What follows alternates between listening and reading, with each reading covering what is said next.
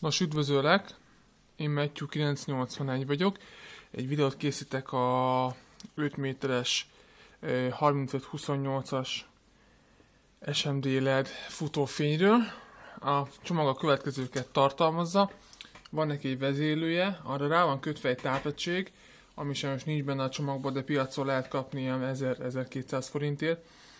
Azt tudni kell, hogy egy 12 voltos 1,2-1,5 amperes bőven megteszi ennek az 5 méteresnek a meghajtására. Tök egyszerűen ezt össze kell kötni a vezérlővel, a vezérlőt pedig ugyebár össze kell kötni az 5 méteres LED szalaggal. Ezt az 5 méteres LED szalagot, ezt így tökéletesen le lehet róla szedni így körbe. A másik felén van egy ilyen ragasztócsík, nem tudom, hogy mennyire látszik.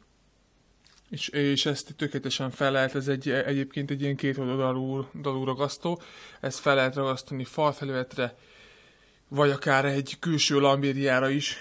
Azt tudni kell, hogy teljesen vízálló a cucc, és akkor most kapcsoljuk be. Van hozzá egy ilyen jó kis távirányító, a távirányítóba alapból jár egy elem, és akkor most kapcsoljuk be.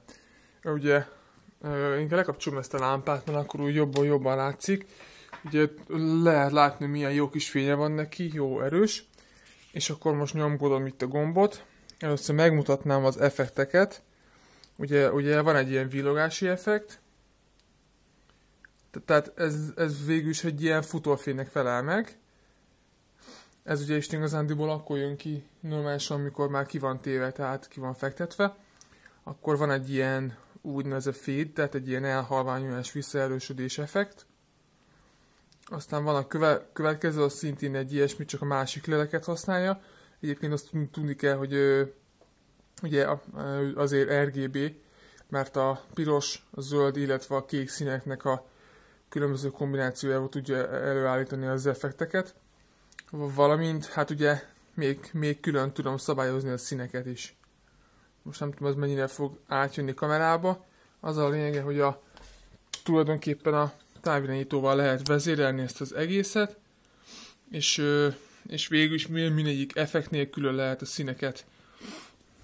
Valamint van egy ilyen flash gomb is.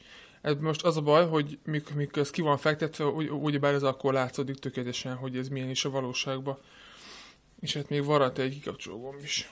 Na, ennyit szerettem volna. További szép estét!